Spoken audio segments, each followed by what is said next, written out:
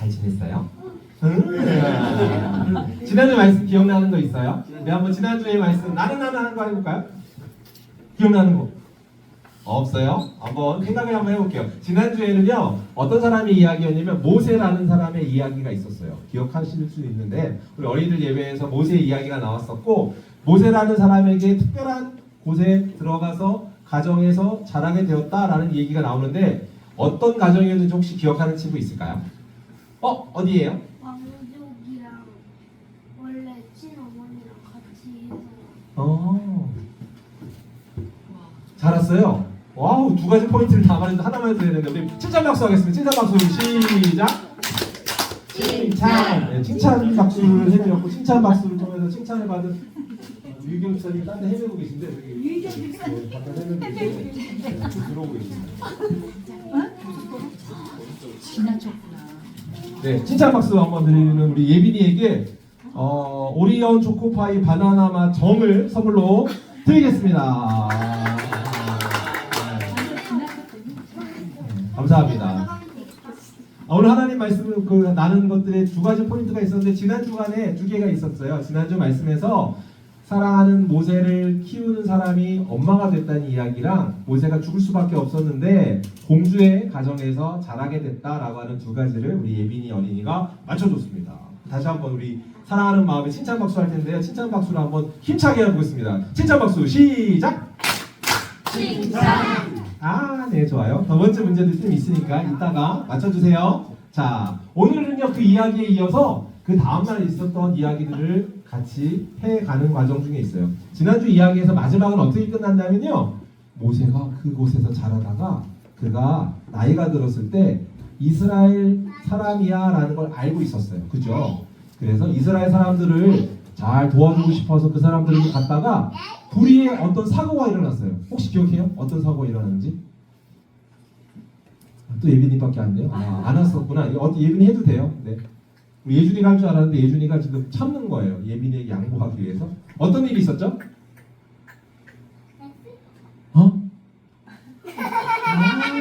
까먹었어요. 어떻게 됐냐면요, 그 사람들을 생각하지 않게 어떻게 했어요? 동족을 때려서 죽게 만들었어요. 죽게 만들어가지고 그 사람 어떻게 해야 돼? 라고 하다가 몰래 아무도 모르게, 아무도 본 사람이 없어서 잘 묻었대요. 어디에? 모래에다가 묻어뒀어요. 그 사람들이 모르게 했다라는 이야기인데요. 그 다음에 일어난 오늘 이야기를 한번 이어서 이야기하도록 해보겠습니다. 오늘 이야기에서는 어느 곳에 또 나갔을까요? 사람들을 만나려고 모세가 또 밖으로 나왔어요. 히브리 사람, 자기 동족, 자기 민족 사람들이 있는 곳에서 또 만났는데, 오늘은 두 사람이 뭐라고 있냐면 또 싸우고 있어요. 이 두 사람은 누구냐면 동족의 히브리 사람들이에요. 그런데 막 싸우고 있자 모세가 나타나서, 아니 당신들은 같은 나라 사람들끼리 왜 싸우는 거예요? 라고 말을 했어. 그러자 한 사람이 말을 하는 거예요. 뭐라고 말하냐면 당신은 지금 나라에게 막 뭐라고 하는데, 당신 애굽 사람, 이집트 사람을 어저께 죽였던 것처럼 날 또 죽이려는 거요? 라고 말하는 거예요. 모세가 이 얘기를 듣자 어떤 생각이 들었을까요? 깜짝 놀랐어요. 왜 놀랐을까? 맞아요. 뭐라고? 아무도 안 본 줄 알았는데, 아무도 모르는 줄 알았는데 어떻게 된 거야? 알고 있다니 라고 해서 깜짝 놀랐을 뿐만 아니라 두려워지기 시작했어요. 왜 두려웠냐면, 이 사실을 바로는 누구냐면 이집트 애굽의 왕이었어요. 근데 바로가 알게 되면 어떻게 되겠어? 내가 사람을 죽였다는 것을 알게 되면 안 되는데 라고 해서 따단, 이 오른쪽에 이게 바로인데 잘 보이시는지 모르겠는데 바로예요. 그죠? 바로가 알면 안 되는데 라고 두려워가지고 어떻게 했냐면 멀리 도망가기로 했어요. 그래서 미디안 광야, 따라해볼까요? 미디안 광야. 미디안이라는 곳으로 도망을 모세가 막 가는데 도망가기 시작했어요. 아니야 다를까 진짜 바로가 모세를 찾기 시작했어요. 모세 어디 갔어? 라고 사람을 풀어놓고 있죠. 그래서 모세는 어쩔 수 없이 계속 도망을 갔어요. 더운 곳이에요. 사막 같은 곳이에요. 광야라는 곳은 사람이 살기 어려운 곳인데, 그곳에 중간중간 아주 우연이겠지만 힘들겠지만 물이 있는 곳을 만나요. 그죠? 물이 있는 곳을 만나서 모세도 지친 몸을 이끌고 가서 거기서 물을 마시며 쉬려고 했어요. 그런데 거기 있다 보니까 사람들이 물 있는 곳이니까 사람들이 왔을까요, 안 왔을까요? 왔어요. 라온이 어떻게 알았어요?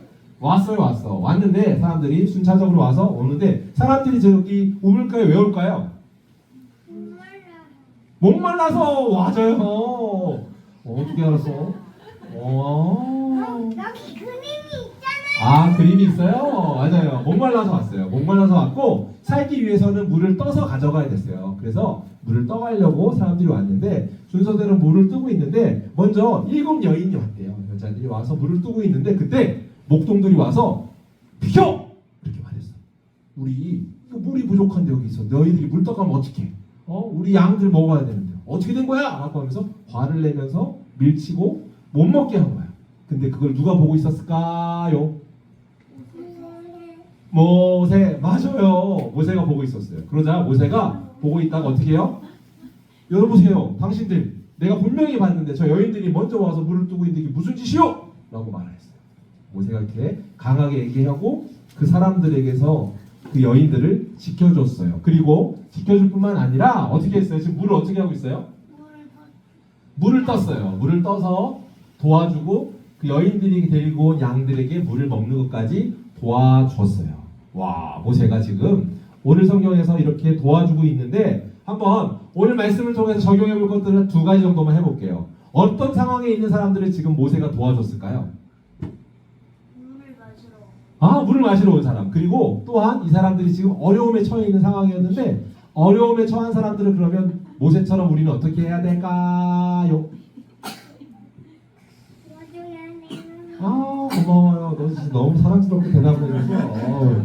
자, 그래서 목사님이 준비한 선물 정을 선물로 하겠습니다. 오리온 초코파이 바나나 맛 정을 선물로 주겠습니다. 우리 칭찬 박수 할까요? 칭찬 박수 시작!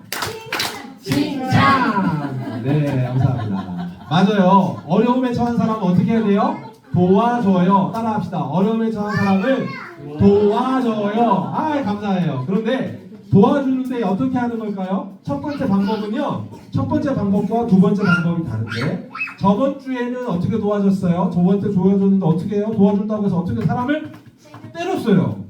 근데 오늘은 사람을 때리지 않고 하나님 방법대로 도왔어요. 무슨 말이에요? 방법이 중요해요.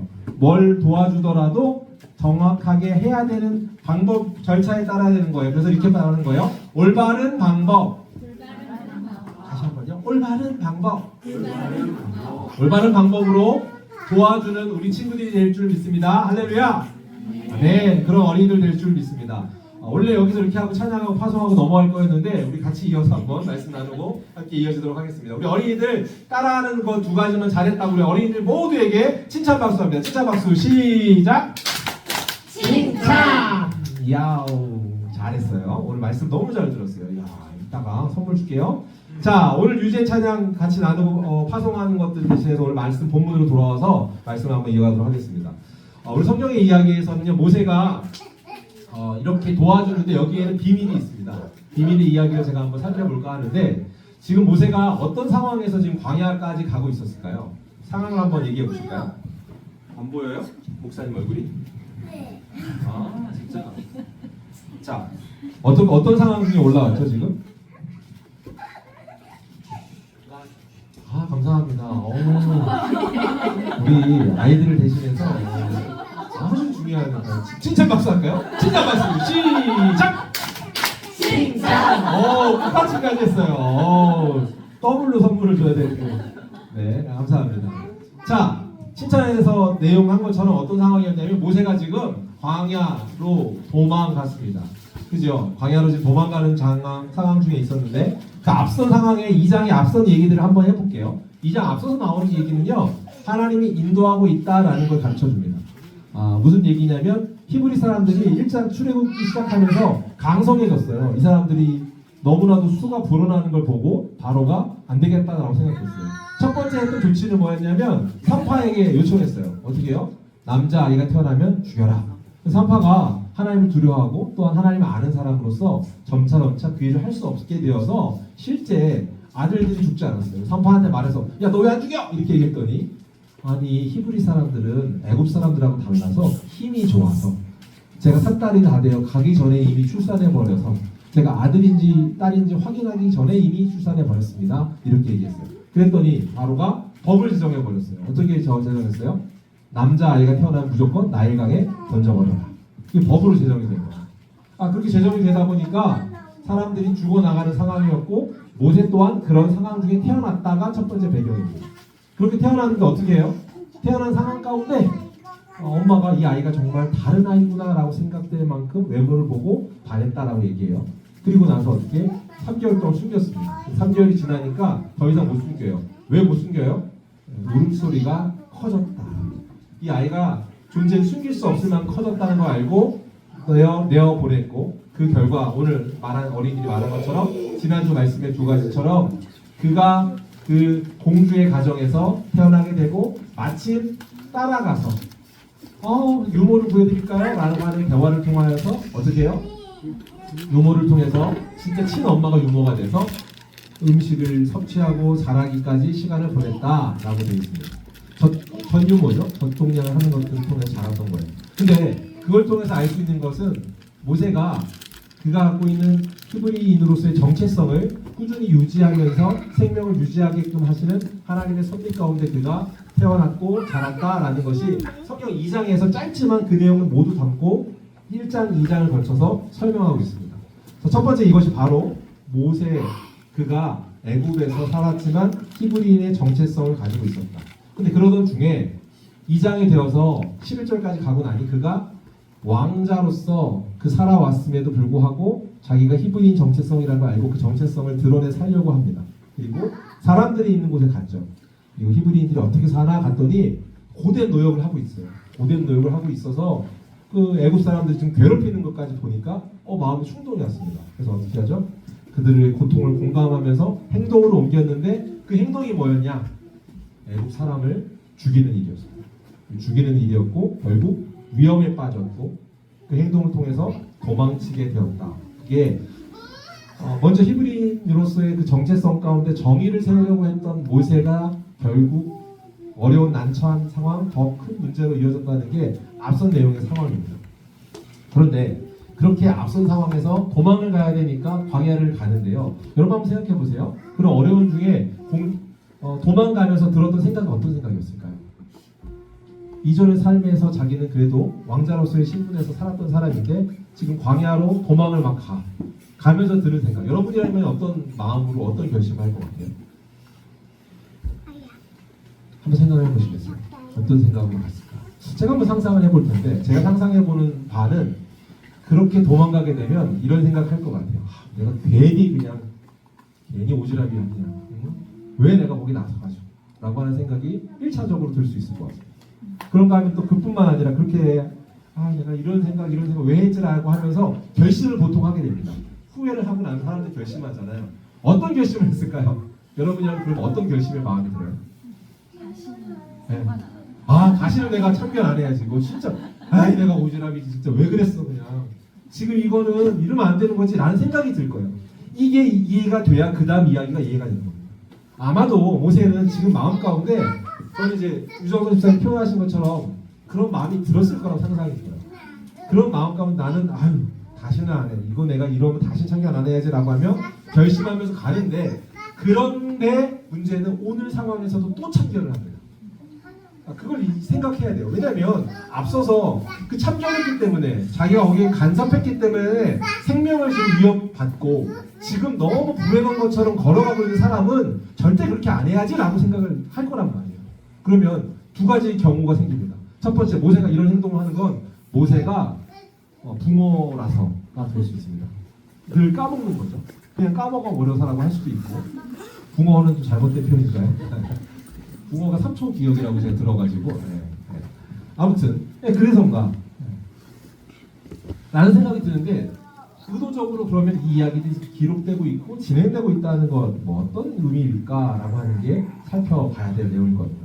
그런 이야기에서 다르다라는 것을 제가 한번 말씀을 통해 한번 살펴볼 거예요. 그러니까 차이가 있다는 거죠. 어떤 차이가 있는가 성경을 한번 가보시면서 말씀으로 나눠볼 텐데 하나 정리해 볼게요. 그러면 첫 번째 애굽에서 그가 보였던 그가 정의를 세워야지라고 했던 그때는 신분이 뭐였냐면 왕자의 신분이었습니다. 그 왕자의 신분이었고 왕자이기 때문에 적어도 그가 그 양자로서 삼아진 거지만 그에게 힘이 있었을 겁니다. 그 힘이 있다라는 것, 완전한 뭐 대단한 건 아니지만 지금 누릴 것들을 갖추고 있었다. 그거에 대한 해석을 달리하는 분들이 있습니다. 그럼에도 불구하고 적어도 그가 자기 힘을 의존한 사람으로서 어느 정도 위축되고 막 억압받던 사람이고 히브리인 중에 히브리인이었던 사람으로 종살이 하던 사람이었으면 절대 할 수 없는 행동이에요. 그건 충분히 공감이 가는 거예요. 그래서 그가 했던 것 첫 번째, 자기 힘을 의지한 정의, 자기 힘을 의지한 정의 구현이라고 볼 수 있을 것 같아요. 첫 번째 그렇게 보여지는 것. 칼빈이요 이걸 갖다가 설명했어요. 칼빈의 그 주석에 이렇게 표현했는데 문구를 제가 그대로 가져왔어요. 뭐라고 했냐면 모세의 애굽에서의 행동은 과격하고 충동적이다. 표현이 들어요. 이해가 되죠. 첫 번째 과격한 도가 지나친 것도 있고 또한 체계적인 것이 아니라 충동적이었다. 그런 방식, 이 방식은 하나님의 방식이 아니다라고 칼빈이 지적해요. 우리도 보통 실수할 때 이런 것 하면 후회하는 것 같아요. 과격하게 했을 때, 뭐예요? 도가 지나친 것들을 행동했을 때 사람들이 후회해요. 여러분 혹시 이런 경우 있어요? 이불킥. 자다가 나서 그때 내가 왜 그랬지 하면서 막 자다가 막 그냥 아이 이렇게 하는 몸부림칠 때 있죠. 아마 이런 모습들은 그런 거예요. 충동적이거나 과격한 것, 지나친 것을 했을 때. 칼빈의 말이 그렇게 그 상황이라고 묘사하는데 공감이 갑니다. 그런가 하면 두 번째 오늘 2장 17절에 와서 했던 이 행동을 살펴보면 이단의 여인들이 지금 억압받고 있는 거예요. 여기에 다른 내용이 있습니다. 무슨 말이냐면 첫째는 적어도 그가 히브리인이라는 건 계속 상고하고 있고 자기 정체성이 있는 중에 자기 정체성을 세우려고 해서 했던 행동이었는데 위대한 여인들은 자기랑 관계가 있을까요 없을까요? 관계가 없어요. 그러니까 정확하게 생각해 보면 관계도 없는 사람한테 지금 나와서 지금 그 상황을 행동으로 옮기고 있는 중이에요. 두 번째, 또한 첫 번째 모세의 행동에서는 어떤 게 있었어요? 폭력이나 뭐 복수 뭐 이런 것들이 아니라 여기서 어떤 충분한 타인이 지금 어려움에 처한 사람을 돕겠다라는 정도예요. 왜냐면 여기 이 결과로 인해서 자기가 얻을 이득이 있다 없다? 없어요. 하다못해 아까 왕자로서 내가 여기 살아야 되니까 나중에라도 이렇게 이뤄야지 하며 자기가 이뤄냈을 때 생각하는 후속적인 것들이 분명히 있을 겁니다. 자기 민족을 살리고 나서 자기가 얻게 되고 무언가를 취하고 그림을 막 그렸을 거란 말이에요. 그런 것들이 이루어질 수 있는 게 있는데 여기서는 그런 그림조차 어떤 것들을 생각할 수 없는 곳이었던지 분명해 보입니다. 자, 그런데 그런 행동, 명예나 보생을 기대하지도 않고 단순하게 도와야 할 것을 돕겠다라고 생각해서 했던 행동이었을 겁니다. 이렇게 이해할 수 있을 것 같은데요. 출애굽기 2장 17절에 보면 이 도움에 대해서 쓰는 단어가 뭐라고 썼냐면 히브리어 야샤라는 단어를 쓰고 있습니다. 야샤라는 단어는 일반적으로 돕다라는 말을 넘어서서 보통 보편적으로 많이 쓸 때는 구원하다라는 말로 많이 씁니다. 도움을 주다라는 말을 넘어서 구원하다. 여러분 구원하다라고 할 때 상징적으로 떠오르는 말이 있어요. 어떤 일이 구원하면 딱 떠오르세요?